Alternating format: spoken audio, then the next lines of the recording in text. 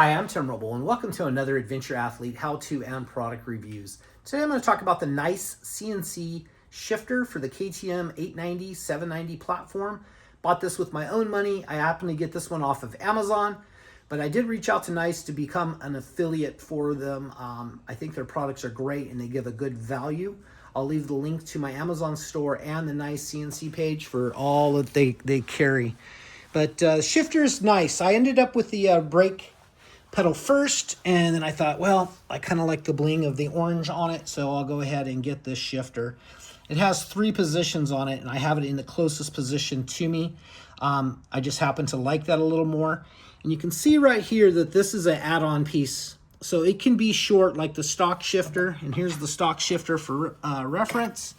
So it can be compact and stubby or long. I actually kind of like it a little long, and I do like that this isn't knurled. Sometimes they knurl them and it tears up your boot a little bit, but really a nice product. I'm super happy with it. You can see that the thickness of this part is thicker than the stock part, and I think that's going to hold up a little better in a crash. Try not to tip over or crash the adventure bikes much, because it's just a little bit of money out of your pocket every time you do that. But really nice product.